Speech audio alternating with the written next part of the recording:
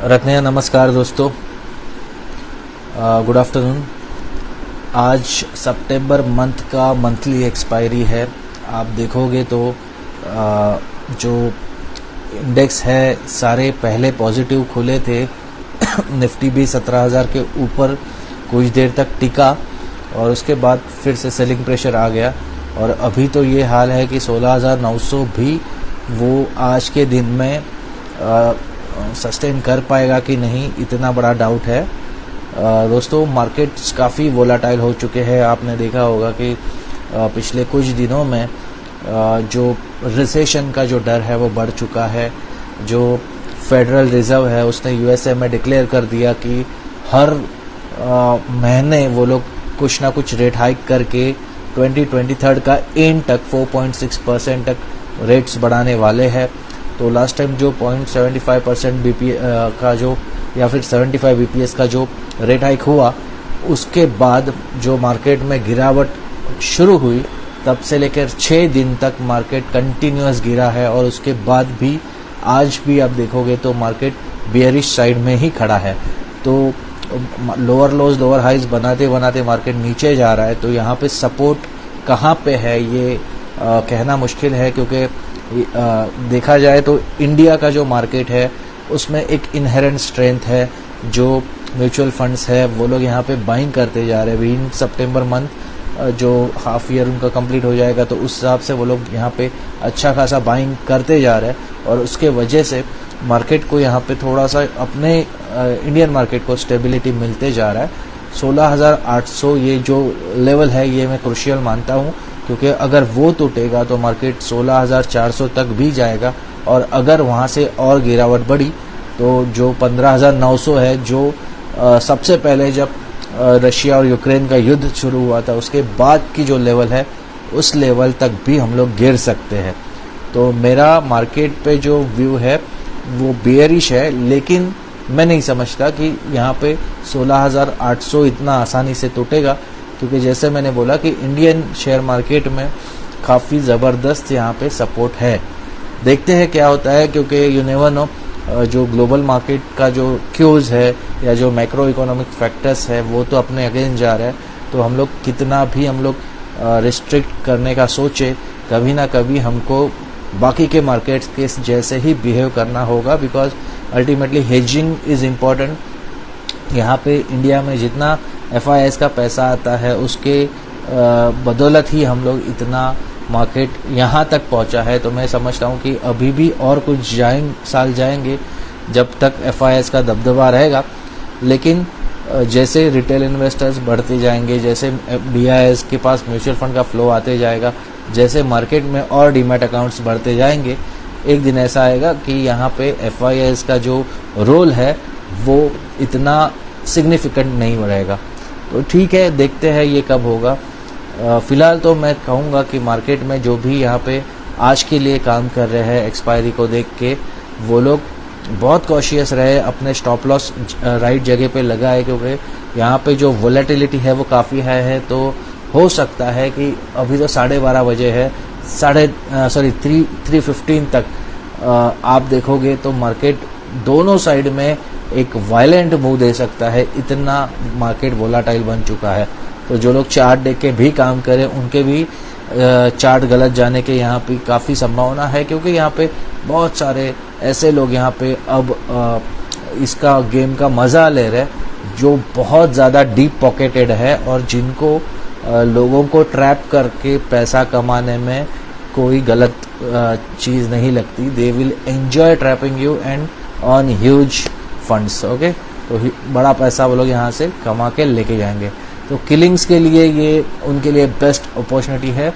जब सारे लोग यहाँ पे बेयरिश है तो वो लोग अचानक से बड़ा यहाँ पे 300-400 पॉइंट का यहाँ पे बाइंग कर देंगे, या फिर जब लोगों ने ये सोचा है कि मार्केट बहुत ज़्यादा करेक्ट हो चुका है कि चलो अब इसमें थोड़ा बाइंग करना चाहिए, 200-300 पॉइंट कम से कम यहाँ से मिलेंगे, वो लोग देखेंगे कि ये वीक मार्केट को वो लोग और वीकर बना देंगे और यहाँ पे सेलिंग आ जाएगी और वो लोग यहाँ पे बुरी तरह से रिकवरी करने के चक्कर में बड़े बड़े लॉसेस ले लेंगे। तो मैं समझता हूँ कि मार्केट में ये ब्रेक और मेक लेवल है, यहाँ पे सतर्क रहे, क्योंकि जो मार्केट 1000 पॉइंट ऊपर से नीचे गिर सकता है वो 2000 पॉइंट भी गिर सकता है, तो इसमें कोई बड़ी बात नहीं है। और जब मार्केट में जो फियर मॉन्गर्स जो भरे पड़े हैं, वो आप देखोगे तो लोगों का ब्रेन वॉश करने में लगे हुए हैं। उन्होंने बहुत टाइम से 12,000 की बातें की थी, 12,000 तो आया नहीं, 18,600 तक मार्केट जाके आया, और अब फिर से जब मार्केट में करेक्शन है वो लोग फिर से 12,000 की बात कर रहे हैं। मैं बोल रहा हूँ कि इतना नहीं जाएगा, इंडिया का मार्केट स्ट्रांग है, 15,800 ये लेवल आप पकड़ के चलो, जो मैं समझता हूँ कि अल्टीमेट यहाँ पे सपोर्ट लेवल है, जो बहुत अच्छे से यहाँ पे डिफेंड होते रहेगा, भले ही फिर स्लो डाउन आ जाए या फिर रिसेशन आ जाए। ठीक है, तो कोविड जैसा कोई अनप्रेडिक्टेबल ऐसा कोई इवेंट आया तो उसके बारे में मैं भी कुछ बोल नहीं सकता, बट मेरे हिसाब से अगर ये रिसेशन या स्लो डाउन का सिर्फ चक्कर है तो 15,800 इज इनफ। यहाँ तक हम लोग थोड़ा गिरावट देख सकते हैं, उसके आगे मुश्किल है, वहाँ से हमको ज़्यादा नीचे जाना नहीं है। ओके, तो मोटा मोटी ये रेंज है, ऊपर 18,600 और नीचे 15,800, इसके बीच में जो भी रामायण महाभारत होनी है वो होनी है। ओके, दूसरा जो चीज़ है वो ये है कि अडानी के एंटरप्राइजेस का इंक्लूजन होने के बाद बहुत लोग ने ये सोचा था कि अडानी शेयर्स में काफ़ी ज़्यादा यहाँ पे बाइंग आएगी, लेकिन आप देखोगे तो बहुत ही उल्टा यहाँ पे गेम हो रहा है। यहाँ पे अडानी एंटरप्राइजेस में सेलिंग हो रही है। तो ये हमेशा होता है, क्योंकि जब न्यूज़ आई थी पहले बार अडानी जब यहाँ पे इंक्लूड होगा, तो मेरे ख्याल से 3,000 पे स्टॉक था, तो 3,000 से लेके 3,700-800 के पास वो जाकर आया है। तो जब एक्चुअल इवेंट होने वाला है उसके पहले उसमें प्रॉफिट बुकिंग हो रही है, तो इसमें कुछ नया चीज़ नहीं है। और जो श्रीराम ट्रांसपोर्ट है जो बाहर निकलने वाला है, जिसके बदले में निफ्टी 50 में अडानी एंटरप्राइजेस आएगा, तो श्रीराम ट्रांसपोर्ट में आप देखोगे थोड़ा बहुत बाइंग आएगी। तो ये हमेशा होता है, जो बड़े प्लेयर्स है वो हमेशा पहले पोजीशन ले लेते हैं, और जब इवेंट आता है तो वो लोग वहाँ से प्रॉफिट बुकिंग करते हैं। ये आपको मैंने टाइम टू टाइम बताया है, तो फिलहाल उसी तरीके से कुछ गेम हो रहा है। ओके, उसके बाद हम लोग ने लास्ट टाइम जब बातें की थी तब मैंने काफ़ी स्टॉक्स के बारे में आपको बोला था। मैंने HUL से लेकर ITC से लेकर FMCG पैक पे बहुत भरोसा दिलाया था। तब आपने देखा रहेगा कि आप लोगों को काफ़ी अच्छा यहाँ पे गेंस भी हुआ है। लेकिन उसके बाद मैं यहाँ पे जब ग्लोबल क्यूज देख रहा था तो मुझे IT में काफ़ी ज़्यादा यहाँ पे बियरिशनेस दिखाई दे रहा था। उसके अकॉर्डिंगली जब करेक्शन भी हुए तो उसमें मैंने अच्छा खासा यहाँ पे शॉर्ट जाकर पैसा भी बनाया, और जब 20-25% नीचे स्टॉक्स मिलने लगे तब मैंने यहाँ पे आपको बाइंग की सलाह देनी शुरू की। तो मेरा सिर्फ ये कहना है कि आप लोग ये समझ के चलो कि ये जो लेवल्स है यहाँ पे से और भी 10% IT का स्टॉक्स में करेक्शन हो सकता है, लेकिन अगर आप उस 10% के लिए अगर आप रुकोगे तो हो सकता है कि आप ट्रेडिंग के मौके गंवा दो। इन्वेस्टिंग के लिए आपको काफ़ी अभी भी मौका है, बट अगर आपको ट्रेड करना है तो मैं समझता हूँ इतने करेक्शन पे आप IT स्टॉक्स ले लो, थोड़ा रिट्रेसमेंट हो जाएगा 200-300 पॉइंट का, तो आपको वहाँ से अच्छा खासा यहाँ पे मुनाफा मिलेगा। तो HCL टेक 900 के आसपास जाके 920 तक आया, वैसे अपना TCS 2,980 तक जाके फिर से 3,330 पे आया। उसके बाद आपने देखा रहेगा बिरला सॉफ्ट है या फिर KPIT टेक है, 660 पे वो आ जाया है। तो ये कुछ स्टॉक्स ऐसे हैं जो थोड़ा बहुत यहाँ से रिकवरी कर गए। तो 2%, 3% अगर आपको यहाँ पे मिलता है तो आपको वो बना लेना चाहिए, लेकिन उसमें बने नहीं रहना है, क्योंकि IT सेक्टर्स में ग्लोबली वहाँ पे पिटाई हो रही है, तो यहाँ पे भी ज़्यादा कोई फ़र्क पड़ने वाला नहीं है। अगर आपने US में देखा होगा एक्सेंचर वहाँ पे गिर रहा है, एप्पल कल 3% नीचे था, राइट। तो गूगल का खैर स्टॉक जब से स्प्लिट हुआ है तब से मैंने उसको $100 का ऊपर जाते हुए देखा नहीं है। 95, 96 से लेके 98, 99 तक वो जाता है और वहाँ से उसमें प्रॉफिट बुकिंग शुरू हो जाती है। तो इस तरीके से वहाँ पे काम चल रहा है। तो US में भी इतना बड़ा वहाँ पे बात हो रही है कि IT सेक्टर हर जगह पे अभी थोड़ा स्लो डाउन में है। वैसे भी हो क्यों ना, क्योंकि कोविड के समय 2-3 साल तक वो इतना ओवर वैल्यूड हो चुका था, तो उसमें ये करेक्शन होना लाजमी था। 20-25% गिरने के बाद भी अभी भी वैल्यूएशन स्ट्रेच्ड ही लग रहा है। तो मैं ये कहूँगा कि मैं सिर्फ ये बोल रहा हूँ कि आप एक्यूमुलेट करना शुरू करो, उसमें पूरा पैसा लगाने का ये टाइम नहीं है। और अगर आप ट्रेडिंग कर रहे हो तो ही आप उसमें पैसा लगा के कमाओ, इन्वेस्टमेंट कर रहे हो तो आप और थोड़ा टाइम रुकने का यहाँ पे रिस्क ले सकते हो, ठीक है। उसके बाद हम लोग बात करेंगे फार्मा सेक्टर की, पैथोलॉजी स्टॉक्स की। कुछ दिनों में आपने देखा कि जैसे मार्केट नीचे जा रहा है तो डिफेंसिव में फार्मा सेक्टर अच्छा काम कर रहा है। पैथोलॉजी स्टॉक्स 2350 पे पड़ा हुआ डॉक्टर लाल पैथलैब आज 2680 तक चला गया। तो ये 2-3 दिन का जो स्ट्रेंथ है उसमें भी अच्छा खासा पैसा बना है। और मैं समझता हूँ कि ये ऐसी स्टोरीज होती है ना जो आपको राइट टाइम पे कैच करनी ज़रूरी है, क्योंकि बहुत बार ऐसा होता है कि आप लेट हो जाते हो और वहाँ पे आप स्टॉक्स में बड़े लेवल पे फंस जाते हो। फॉर एग्जांपल एशियन पेंट्स 2800 तक गिरा था जब क्रूड बहुत ऊपर चला गया था, 122 के आसपास कुछ था, 120-122 के बाद वहाँ से आप देखो कि कैसे 3600 तक एशियन पेंट गया। और 3,400-500 पे जब एशियन पेंट था तब लोगों ने इसमें इन्वेस्ट करना शुरू किया या उसमें ऐड करना शुरू किया, और वो लोग अब फंस रहे हैं क्योंकि फिर से थोड़ा बहुत वहाँ पे उछाल फिर से क्रूड में आया है। पहले वो 72 तक नीचे गिरा था, वहाँ से फिर से वो अब उछल रहा है। तो यहाँ पे एशियन पेंट्स फिर से नीचे गिरना शुरू हुआ। आज मैं सुबह देख रहा था कुछ 100 रुपये से भी ज़्यादा वो नीचे था।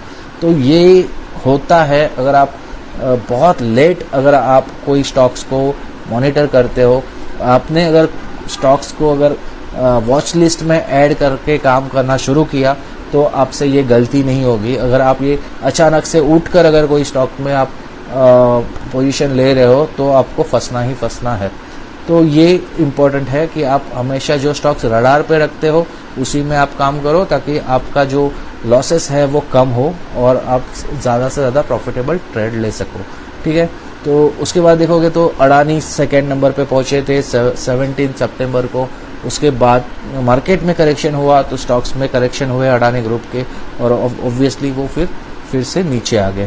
तो ये तो होते रहेगा क्योंकि अडानी का जो कंपनी है ये ओवर लिवरेज्ड है। ये आपको हमेशा मैं बताता हूँ, ये बताना ज़रूरी इसलिए है क्योंकि बहुत लोग अडानी में आगे चल के बहुत बुरी तरह से फंस सकते हैं, क्योंकि ये जो कंपनी है उस पर 2.6 ट्रिलियन का डेट है। तो अगर ये ग्रुप पे इतना बड़ा डेट है तो ये अपना जो इंडिया का फॉरेक्स है, फॉरेन रिजर्व है, उससे ये थोड़ा सा कम है। मतलब इतना बड़ा लेवल का डेट लेकर ये कंपनी चल रही है, तो हो सकता है कि कभी भी यहाँ पे वो डेट ट्रैप में अटक जाए, कभी भी ऐसे ग्लोबल माहौल या इंडिया के जो इकोनॉमिक चीज़ें हैं वो इतनी चेंज हो जाए कि ये लोग अपना लोन्स भी रिपे कर नहीं पाए और वो उस लोन के स्पाइरल में फंसते जाएंगे, और जिसके वजह से बैंकिंग सेक्टर का तो नुकसान होगा ही, उसके साथ साथ जो इन्वेस्टर्स हैं वो लोग भी फंस सकते हैं। इसलिए अडानी ग्रुप में अगर आप लोग काम कर रहे हो तो मैं फिर से आपको सतर्क करता हूं कि आपको स्ट्रिक्ट स्टॉप लॉस लेकर ही काम करना है। बिना स्टॉप लॉस में स्टॉप लॉस के अडानी स्टॉक्स में आप बने ना रहिए। तो ये मैं एक फिर से आपको चेतावनी देता हूँ। उसके बाद हम लोग बात करेंगे रिलायंस की। रिलायंस 2350 के आसपास आया है, तो ये अच्छा खासा यहाँ पे करेक्शन है। तो मैं समझता हूँ कि रिलायंस को जो लोग लॉन्ग टर्म के लिए ऐड करना चाहते हैं वो लोग ऐड करें। रिलायंस 3000 तक जाके आया था। तो देखो अभी हो क्या रहा है, जो रिन्यूएबल एनर्जी है उसमें रिलायंस डिसरप्शन लाने का सोच रहा है। तो मैंने एक उसके ऊपर शायद मैंने स्टोरी भी बनाई थी जो आपने देखी होगी कि नहीं पता नहीं, कि रिलायंस का जो प्लान है वो ये है कि एशिया का नंबर 1 बनना, और उसके लिए बहुत बड़ा वो लोग कॉम्प्लेक्स बना रहे हैं जामनगर में, जो धीरूभाई अंबानी के नाम से है। और वहाँ पे वो लोग जो भी रिक्वायर्ड है सोलार एनर्जी बनाने के लिए, और जो बाकी के विंड एनर्जी है या बाकी जो रिन्यूएबल एनर्जी है उसके लिए जो रिक्वायरमेंट है वो सारे चीज़ें वो लोग वहाँ पे इन हाउस बनाने की सोच रहे हैं। उसके लिए उन्होंने बहुत सारे ऐसे प्लेयर्स को एक्वायर करना शुरू किया है, या तो उनके साथ वो लोग कोलैबोरेट कर रहे हैं, या तो उनकी कंपनी के बड़े बड़े स्टेक्स वो लोग खरीद रहे हैं, ताकि जो भी ऑलरेडी ये फील्ड में एक्सपर्ट है उन लोगों के साथ काम करके वो लोग ये जो चीज़ है 2035 तक वो लोग अचीव करें।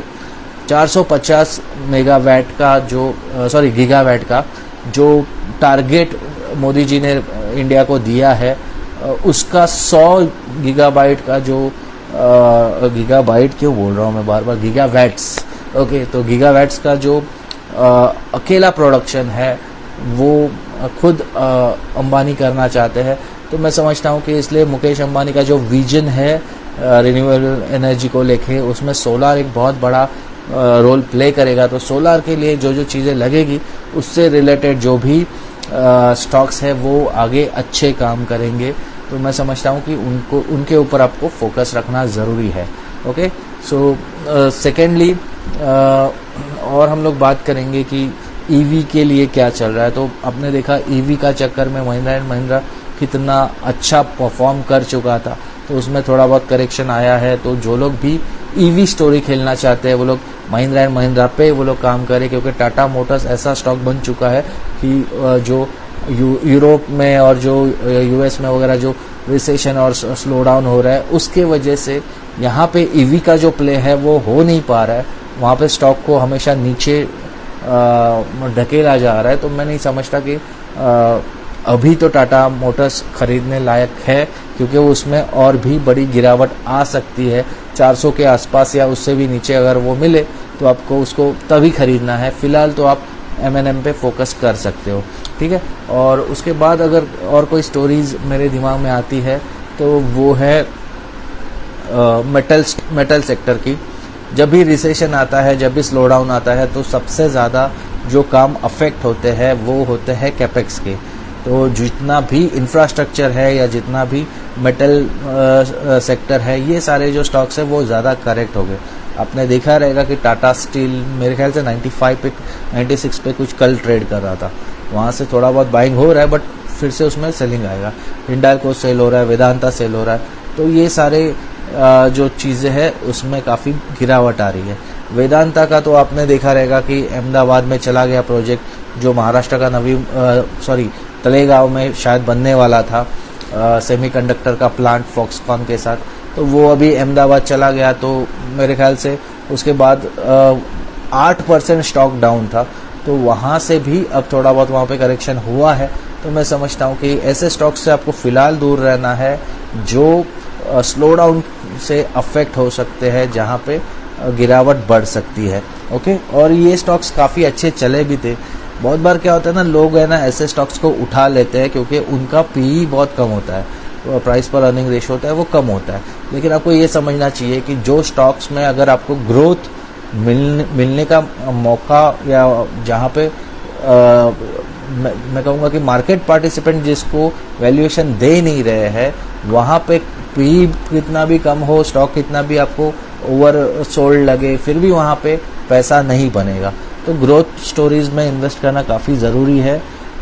वेदांता काफ़ी अच्छा चल चुका था, तो उसके बाद ऑब्वियसली इतना जब प्रॉफिट बुकिंग हो रही है, तो मैं समझता हूँ कि अभी यहाँ पे और गिरावट हो सकती है, तो उससे थोड़ा दूर ही रहना चाहिए, राइट। तो ये कुछ चीज़ें हैं। BPCL जैसा बड़ा बड़ा कंपनीज 300 रुपया 309 रुपया पे कुछ मिल रहा है, तो आप वहाँ पे देखिए, क्योंकि BPCL कभी भी डाइवेस्टमेंट का फिर से काम चालू कर देगा, फिर से स्टॉक 400 पे आ जाएगा, 100 रुपये का आपको वहाँ पे गेन मिल जाएगा, ठीक है। तो ये कुछ स्टोरीज है जो अभी भी सरकार के रडार पे है, जिसमें वो डिसइन्वेस्टमेंट करना चाहती है, क्योंकि सरकार वो कंपनीज को चलाने नहीं चाहती। तो ऐसे कंपनीज को आपको रडार पे ज़रूर रखना चाहिए। दोस्तों, आज ही नायका का भी एक न्यूज़ आया, तो नायका शायद बोनस शेयर देने वाली है, तो उसके वजह से स्टॉक 1300 के ऊपर चल रहा था। तो ये 1260 पे मिल रहा था 2 दिन पहले, आज 1307, 1310, 1330 तक जाके आया। तो मैं समझता हूँ कि ये जो ऐसे स्टॉक्स है, जो न्यू एज के स्टॉक्स है, उसमें जो कंपनीज पहले से पॉजिटिव है, वहाँ पे आप नज़र रख सकते हैं, क्योंकि जो ज़्यादा गिर रहे उन्होंने तो 60% 70% का करेक्शन दे दिया, वहाँ से वो लोग 10-20% का रिकवरी भी दे गए। बट मैं समझता हूँ कि जो नायका है वो पहले से पॉजिटिव में ही है, जब से उसने लिस्टिंग किया है, तो वहाँ पे अगर गिरावट होती है तो आपको वो ले लेना चाहिए था। दिवाली आ रही है तो दिवाली से रिलेटेड जितना सेल्स वहाँ पे रहेगा उसके वजह से उसको और फ़ायदा होने वाला है। तो मैं समझता हूँ कि जो फिर से 1460-1500 का जो उसका लेवल है वहाँ पे ये फिर से चला जाएगा, तो यहाँ से एक अच्छा खासा आपको एक प्रॉफिट मिल सकता है। तो ये कुछ स्टॉक्स है जो आपको रडार पे रखने हैं। जोमेटो जैसा स्टॉक है जो 4850 पे आया था, वहाँ से अब 5860 पे गया है। उसका मैं थोड़ा रिपोर्ट पढ़ रहा था तो मेरे ख्याल से अश्वथ दामोदरन है जो वैल्यूएशन एक्सपर्ट है, उन्होंने उसका 35 का करेक्ट वैल्यूएशन बताया है कि वो 35 पे रहना चाहिए वैल्यूएशन के हिसाब से। बट अगर 40-45 पे भी आ जाता है तो अगर समीर अरोड़ा जैसे लोग हैं उसको वेट करके 50 पे उठा लेते हैं, तो आप समझ सकते हो कि ये स्टॉक्स लॉन्ग टर्म के लिए लोगों को पसंद क्यों आता है। मैंने तो जोमेटो का जो लिस्टिंग हुआ था वही टाइम पे लिस्टिंग गेन अच्छे खासे कमा लिए थे, उसके बाद मैंने जोमेटो में हार्डली कभी मैंने ट्रेड किया है। बट मुझे अगर ये 48-58 पे मिल जाए फिर से तो मैं इसको लेने से हिचकिचाऊंगा नहीं। तो ऐसे कुछ स्टॉक्स है जो न्यू एज कंपनीज में भी हमको अच्छे लगते हैं। बहुत सारे IPOs अभी फिर से आना चालू हुए हैं। आपने देखा रहेगा कि सिग्मा जो आया था वो एक अच्छा, सिग्ना या क्या नाम था मुझे अभी याद नहीं आ रहा है, अराउंड अच्छा खासा उसने रिटर्न दिया था। उसके पहले भी कुछ आया था। तो कुछ IPOs ऐसे आ रहे हैं प्राइमरी मार्केट में जो अच्छा रिटर्न दे रहे हैं। तो प्राइमरी मार्केट में भी अब पैसा बन रहा है। प्राइमरी मार्केट पे मैंने एक रिपोर्ट कुछ दिन पहले डाली थी जिसमें मैंने बताया था कि 118 स्टॉक 2018 से लेके 2022 तक यहाँ पे लिस्ट हुए हैं मार्केट में। तो उतने IPOs आए थे, IPOs एंड FPOs मिला के, तो मैं समझता हूँ कि 118 थे। उसमें से 32 स्टॉक्स है जो अभी भी पॉजिटिवली वो लोग ट्रेड कर रहे हैं। तो अराउंड 27% बनता है वो। तो उतने स्टॉक्स अगर आपको पॉजिटिव रिटर्न दे रहे हैं और उसमें से कुछ स्टॉक्स ऐसे 100% रिटर्न दे रहे हैं, 100% से ज़्यादा वो रिटर्न दे रहे हैं।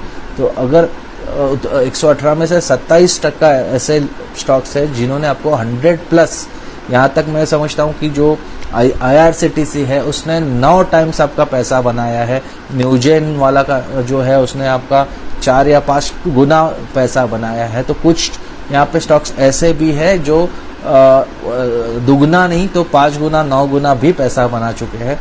तो ये अच्छा रेशो है, क्योंकि अगर 32+ कुछ ऐसे उसमें मेरे ख्याल से मतलब 48-50% अगर आप पकड़ो कि ये अगर आपको पॉजिटिव दे रहे हैं और उसमें से 27% मल्टी बैगर बन रहा है तो अपना पोर्टफोलियो वैसे भी अच्छा बन रहा है। तो हो सकता है कि ये कुछ गणित उनको सही ना लगे जो लोग शॉर्ट टर्म के लिए सोचते हैं, लेकिन जो लोग लॉन्ग टर्म के लिए सोच रहे हैं उनको ये समझना चाहिए कि अच्छे प्राइमरी मार्केट या अच्छे IPO लिस्टिंग वाले स्टॉक्स कल को आपको अच्छा यहाँ पे रिटर्न दे सकते हैं अगर आपका जो स्ट्रैटेजी है वो इस तरीके से हो कि आप कम से कम उसका प्रोबेबिलिटी समझे कि कितने स्टॉक्स, कितने IPOs में मुझे साल भर में पैसा लगाना है ताकि मुझे 50% से ज़्यादा मुझे रिटर्न मिले। तो अगर कोई 50% से ज़्यादा रिटर्न अच्छे तरीके से बना लेता है और उस 50% में से कुछ यहाँ पे मल्टी बैगर बन जाते हैं तो आपका पोर्टफोलियो यहाँ पे अच्छा बन जाता है। तो ये एक छोटा सा टिप था जो मैंने पिछले 3 साल के IPOs को स्टडी करके आपको दिया है। तो आप सोच लो ये कैसे करना है, क्या करना है। बहुत लोग जो पहले विप्रो का IPO में, इन्फोसिस का IPO में, रिलायंस का IPO में या फिर HDFC ट्विंस का IPO में पैसा लगाकर लंबे टाइम तक होल्ड कर चुके हैं, वो लोग आज के डेट में करोड़पति है। ये आप सबको बताने का अलग से ज़रूरत नहीं है। तो कुछ ऐसी कंपनीज होती है जो आपको 20%, 25% CAGR रिटर्न देते जाती है। अगर आपको 12% का भी CAGR रिटर्न मिल रहा है तो मैं समझता हूँ वो कंपनी काफ़ी अच्छी है, आपको उसको लॉन्ग टर्म तक होल्ड करना है। बहुत लोग क्या करते हैं, वो लोग साइक्लिक स्टॉक्स में पैसा लगाते हैं तो 4 साल 10 साल के बाद भी आपको नेट प्रॉफिट इसमें कुछ नहीं होता, क्योंकि स्टॉक ऊपर जाके फिर से नीचे आ जाता है, वही लेवल पे आपको फिर से 10 साल के बाद मिलता है, तो वहाँ पे पैसे नहीं बनता है। पैसे कहाँ पे बनते हैं? पैसे ऐसे स्टोरीज में बनते हैं जिसमें आपको डिविडेंड मिलता है, जिसमें आपको कॉर्पोरेट एक्शंस होते रहते हैं, स्टॉक स्प्लिट होता है, कभी स्टॉक्स आपका बोनस शेयर्स मिल जाता है, कभी और कुछ हो जाता है। तो कभी ऐसे कंपनी में आप जब काम करते हो तो या लंबे समय तक आप उनमें इन्वेस्टेड रहते हो तो जाके आपका पैसा मल्टीप्लाई होता है।